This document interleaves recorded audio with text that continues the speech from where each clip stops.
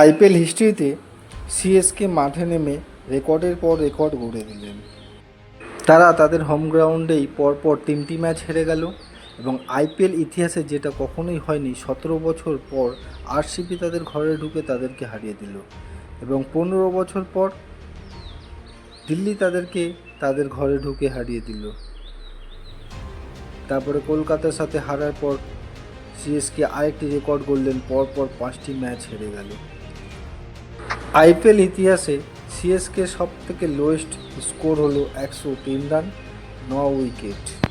ঋতুরাজ গায়কোয়াড়কে ruled out করার পর মহেন্দ্র সিং ধোনি নিজের হাতে ক্যাপ্টেন্সি তুলে নিলেন এবং 5বার চ্যাম্পিয়ন হওয়া সেই টিম কলকাতার কাছে যেভাবে হেরে গেল সেটা ভাবাই যাচ্ছে না, কেন সব থেকে লোয়েস্ট স্কোরে তারা হেরে গেল।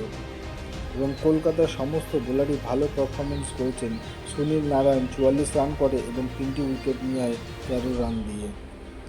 মহেন্দ্র সিং ধোনি ক্যাপ্টেন্সি নেওয়ার পর মনে করা হচ্ছিল যে সিএসকের কিছু একটা ভালো দিক দেখা যাবে এবং দর্শকরা খুব খুশি হয়েছিল মহেন্দ্র সিং ধোনি ক্যাপ্টেন হওয়াতে, কিন্তু মনে করা হচ্ছে এই হারার পরে দেখা যাচ্ছে কি দর্শকরা একটু বেশি আশা করে ফেলেছেন মহেন্দ্র সিং ধোনির উপর।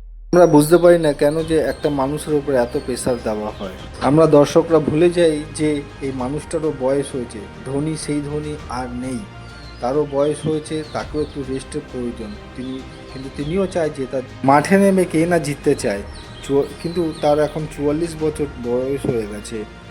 তাকে এত প্রেসার করলে তিনি প্রেসারেই অর্ধেক খেলা ভুলে যান। দর্শকদের বোঝা উচিত একটা মানুষের দ্বারা সব ম্যাচ জেতানো সম্ভব হয় না।